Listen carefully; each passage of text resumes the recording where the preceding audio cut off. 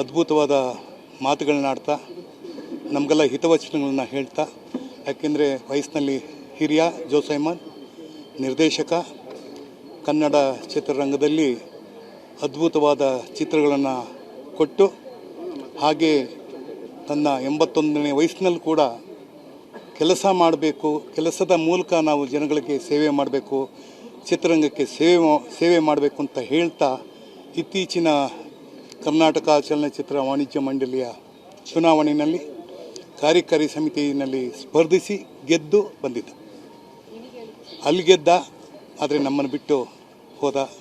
ಆ ನೋವು, ಆ ಸೋಲು ನಮ್ಮ ಕೈಲಿ ತಡ್ಕೊಳಕ್ಕಾಗೋದಿಲ್ಲ. ಮುಖ್ಯವಾಗಿ ಹೇಳಬೇಕು ಅಂತಂದರೆ ತುಂಬ ಕನಸುಗಾರ. ಇವತ್ತಿನ ಚಿತ್ರರಂಗದಲ್ಲಿ ಇಂತಹ ನಿರ್ದೇಶಕರು ಸಿಗೋದು ಬಹಳ ವಿರಳ. ಒಂದಂತೂ ನನ್ನ ಕುಟುಂಬಕ್ಕೆ ತುಂಬ ಹತ್ತಿರವಾದವನು, ನನ್ನ ಶ್ರೀಮತಿಗೆ ದೂರದ ಸಂಬಂಧಿ, ಮೇಲಾಗಿ ಚಿತ್ರರಂಗದ ಬಗ್ಗೆ ಅತ್ಯಂತ ಕಾಳಜಿ ಇಟ್ಕೊಂಡಂಥ ಕೆಲಸ ಮಾಡ್ತಾಯಿದ್ದವನು. ಚಿತ್ರರಂಗ ಇನ್ನೂ ಬೆಳಿಬೇಕು ಅಂತ ಹೇಳ್ತಾ ಮೀಟಿಂಗ್ ನಡೀತಾ ಇತ್ತು. ಅದರ ವಿವರಣೆಗಳು ಸಾಕಷ್ಟು ಜನ ಕೊಟ್ಟಿರ್ತಾರೆ. ನಾನು ಆ ವಿಚಾರಕ್ಕೆ ಹೋಗೋದಿಲ್ಲ. ಯಾಕೆಂದರೆ ಆ ಒಂದು ಕಡೆಯ ನಿಮಿಷದವರೆಗೂ ಅವನು ಆರೋಗ್ಯವಾಗಿದ್ದ. ಅತ್ಯಂತ ಆರೋಗ್ಯವಾದ ಆಲೋಚನೆ, ಆರೋಗ್ಯವಾದ ಚಿಂತನೆ, ಆರೋಗ್ಯವಾದ ಮಾತು, ಹಿತವಚನಗಳು ತುಂಬ ಇವತ್ತು ನನ್ನ ಕಿವಿನಲ್ಲಿ ಕುಯ್ಗುಟ್ತಾ ಇದೆ. ಒಬ್ಬ ವ್ಯಕ್ತಿ ಎದುರುಗಡೆ ಇದ್ದವನು ತತ್ಕ್ಷಣ ಮಾಯ ಆಗ್ಬಿಡ್ತಾ ಅಂತಂದರೆ ನಂಬಿಕೆ ಆಗಲ್ಲ. ಇಡೀ ಚಿತ್ರರಂಗದ ಇತಿಹಾಸದಲ್ಲಿ ಬರೆದಿಡಬೇಕಾದಂಥ ಒಂದು ವಿಚಾರ ಅಂತಂದರೆ, ಅವನು ಕೆಲಸ ಮಾಡ್ತಾನೆ, ನಮ್ಮ ಕಣ್ಣು ಮುಂದೆನೇ ಆಸ್ಪತ್ರೆಯ ಮೆಟ್ಲು ಹತ್ತುತ್ತಾ ಚಿಕಿತ್ಸೆ ಫಲಕಾರಿಯಾಗದೆ ಸಿಗದೆ ಒಂದು ಅರ್ಧ ಗಂಟೆ ಒದ್ದಾಡಿ ಅವನು ಪ್ರಾಣ ಕಳ್ಕೊಂಡಿದ್ದಾನೆ. ಒಂದಂತೂ ಹೇಳೋಕ್ಕೆ ಇಷ್ಟಪಡ್ತೀನಿ, ನರಳಿಲ್ಲ, ಯಾರಿಗೂ ನರಳಿಸಲಿಲ್ಲ.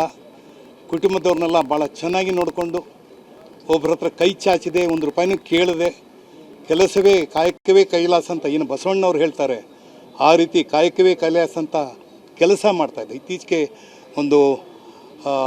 ಒಂದು ತಿಂಗಳ ಹಿಂದೆ ಕನಕರಾಜ್ ಅಂತ ಒಂದು ಪಿಕ್ಚರಲ್ಲಿ ನಾನು ವಕೀಲನ ಪಾತ್ರ, ಆತ ಜಡ್ಜ್ ಪಾತ್ರ ಮಾಡ್ತಾಯಿದ್ದ. ಹಲವಾರು ಟಿಪ್ಸ್ಗಳನ್ನ ಕೊಡ್ತಾಯಿದ್ದ, ಆ ನಿರ್ದೇಶಕರಿಗೂ ಟಿಪ್ಸ್ ಕೊಡ್ತಾಯಿದ್ದ, ಹೀಗೆ ಮಾಡಬೇಕು, ಸಿನಿಮಾ ಹಾಗೆ ಮಾಡಬೇಕು ಅಂತ. ಒಂದು ಕೊರಗು ಅವನಲ್ಲಿತ್ತು. ಆ ಕೊರಗೇನಪ್ಪ ಅಂದರೆ, ಕನ್ನಡ ಚಿತ್ರರಂಗಕ್ಕೆ ಸೇವೆ ಮಾಡಿದವ್ರಿಗೆ ನನಗೊಂದು ರಾಜ್ಯೋತ್ಸವ ಪ್ರಶಸ್ತಿ ಬರಲಿಲ್ಲ ಅನ್ನೋದು ಆ ಕೊರಗು ಅವನಿಗೆ ಯಾವಾಗಲೂ ಕಾಡ್ತಾ ಇತ್ತು. ನಾವೇನು ಮಾಡೋಕ್ಕಾಗಲಿಲ್ಲ, ಎಲ್ಲರೂ ಮಾತಾಡ್ತೀವಿ, ಏನೂ ಮಾಡೋಕ್ಕಾಗಲಿಲ್ಲ. ಆದರೆ ಒಂದಂತೂ ನನ್ನ ಗೆಳೆಯನಿಗೆ ವಿದಾಯ ಹೇಳೋಕ್ಕೆ ನಾನು ಯಾವ ರೀತಿ ಅಂತಂದರೆ, ನಿನ್ನ ಆಸೆಗಳೇನಿದೆ, ನಿನ್ನ ಆಲೋಚನೆಗಳೇನಿದೆ, ನಿನ್ನ ಕನ್ನಡ ಚಿತ್ರರಂಗಕ್ಕೆ ಏನು ಕೊಡಬೇಕು ಅಂತ ಭರವಸೆ ಇದೆ, ಅದನ್ನು ನಾವು ಮುನ್ನಡೆಸ್ತೀವಿ ಅಂತ ಹೇಳೋಕ್ಕೆ ಇಷ್ಟಪಡ್ತೀನಿ. ಈ ಸಂದರ್ಭದಲ್ಲಿ ಅವನ ಕುಟುಂಬದಲ್ಲಿ ಅವನಿಗೆ 4 ಜನ ಮಕ್ಕಳು, ರವೀಂದ್ರ, ಜಿತೇಂದ್ರ, ಮಹೇಂದ್ರ, ರಾಜೇಂದ್ರ.